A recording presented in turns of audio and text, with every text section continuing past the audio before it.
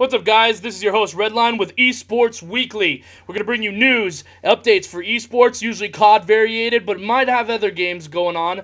As we haven't done an Esports Weekly for a long time, we haven't done very many updates, so we're going to do kind of an update, basically a special series towards going to MLG Dallas. MLG Dallas is only 1 week away. It's only the 16th is when it starts. Well, the 15th is when the doors open or whatnot. But MLG Dallas is less than a week away. We've got teams scrambling to do pickups. People are still getting dropped last seconds. People are still quitting and going to another team. It's just how it works. That's how it happens. So let's talk about MLG Dallas's qualifier. MLG Dallas's qualifier was an online qualifier. Not the best set of rules you could ever have in the world. It was a best of 3, had veto settings where you could veto maps and host and whatnot.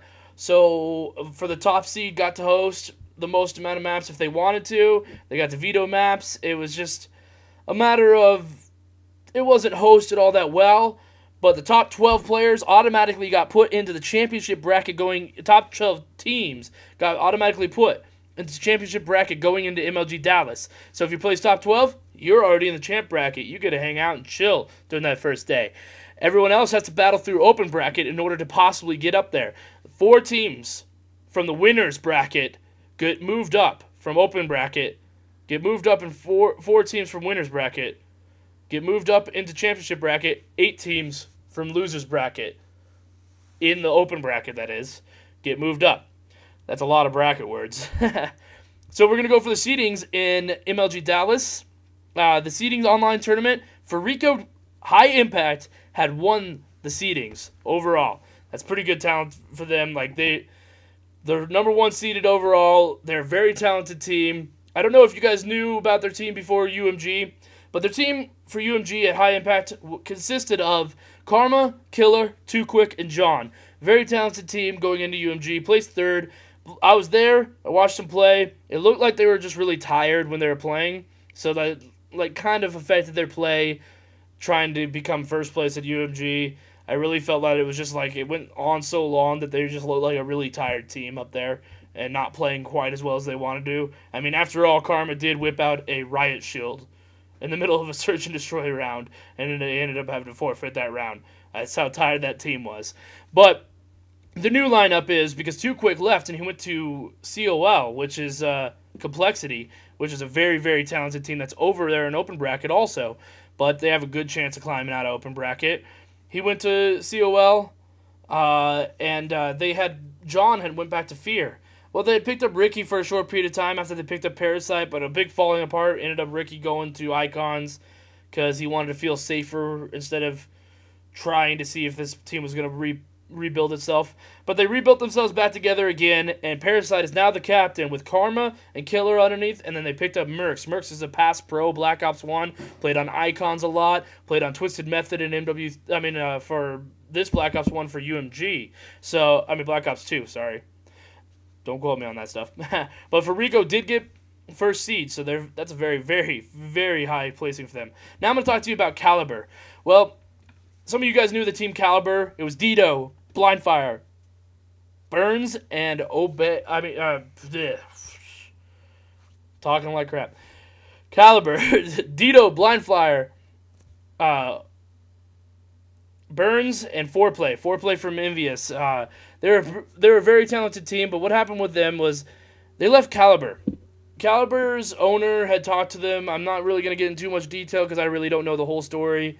But I guess Calibre's owner talked to them, told them he could pay for all of the stuff, and all of a sudden it's coming into around 2 weeks, and they don't have plane flights, hotels, or any of that stuff yet, other than Team Pass. So they're really worried. Are we going to be going to this event? Are we going to be Calibre? Are we going to be able to show up to the event? The guy tells him he will be able to do it. He's just having family problems right now. And then all of a sudden, around 2 weeks before the event, he says he can't do it. So now Foreplay and the rest of the team are scrambling to find a way to get to the event and get their hotel paid for and their plane flights paid for. Well, luckily they came upon Ego, the owner of 360 Icons, and his team Icons. Ego, great guy in the community, helps everyone out. they got a hold of him, and he bring them on as Icons Black. So they're no longer Calibre; they are now Icons Black. But a thing I'm believing that just happened was I believe Dito actually just left Icons Black to go play for RNX, because RNX is actually in championship bracket still. So I believe that Dito ended up leaving there because Plasma wasn't able to go because he didn't get his plane flight paid for, and so the team was just upset with him and basically told him, "You ain't coming with us." So I'll keep you updated on that part if that actually happened. I'm not exactly fully sure, but sorry, I had a quick technical difficulty there, and we're back again really quick. And other notable teams that are going to be in the championship bracket that are already standing there are teams like VVV. They were old adversity during MW3. They made a name for themselves, really well established. They're a very, very talented team. They've taken down a lot of pro teams. They've been actually undefeated on the MLG Pro Scrims, the stream that they've been doing. Like they beat teams like Thrust. They beat teams like Quantic. They beat teams like Envy. They beat teams like who else did they beat in brackets? Qualifier. I'm not exactly too sure. I just know that they're beating pro teams left and right. So they're a very, very talented team, and I'm excited to see them championship bracket. Also, another team that's going to be noticeable is Donut Shop. A lot of people say they are a connection-based team, but I really don't believe it. Partially, I guess I'm impartial because I am the manager of the team. But at the same time, Donut Shop is a very talented team. I mean, if you look at their track record, they've got Lynx, Goonjar, Grim, and Immortal on this roster. Immortal, Black Ops 1 Pro, very, very talented, played for teams like Fly Society and Legend Status and Young Guns. So, very talented player. Lynx, he was a player for Obey. You might have seen him over there playing for Obey during MW3. He did actually go to UMG on Obey. He was also on Icons. And then Goonjar and Grim are just multiple really talented players that have played for Donut Shop forever. But, like, Goonjar is a very talented player in his own right.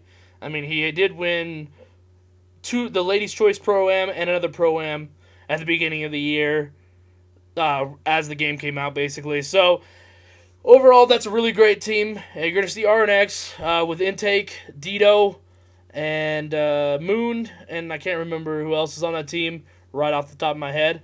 But overall, that looks like a really, really, really good championship bracket. There's other teams there like Cloudburst that made it through, battled through. Storm, they made it into the championship bracket. Teams that are notable that are an open bracket, oh my god, there's a list. There's a crazy list. Envious is an open bracket. Optic is an open bracket. Soar, Prime Example, Clockwork, Thrust, Next Threat. I mean, you can keep going. I believe Prophecy's coming over from EU, and I believe Ewin was coming over, and TCM. We're going to have some European teams over here. There's going to be a crazy, crazy open bracket. You got teams like Icons and Icons Black are both going to be in the open bracket. It's going to be a very, very hectic open bracket, but I really believe that whoever catches fire in open bracket, oh yeah, Complexity and Quantic are going to be in open bracket. I believe a team that catches fire in open bracket is going to be warmed up coming in to face championship bracket, so it's going to be really, really hard to slow them down going into championship bracket. So whoever's in the way of whoever catches fire goes into championship bracket in from open bracket, I'd watch out, because that team is going to just come at you hard, and they're already going to have been warmed up, practiced, and worked their butts off just to get there. So they want it. They want it bad. So I hope that you guys enjoyed this little bit of Esports Weekly. If you guys have anything else you want me to cover, leave it in the comments, and I'll try to bring up more weekly esports news. So I will see you guys later, and hope to talk to you guys later.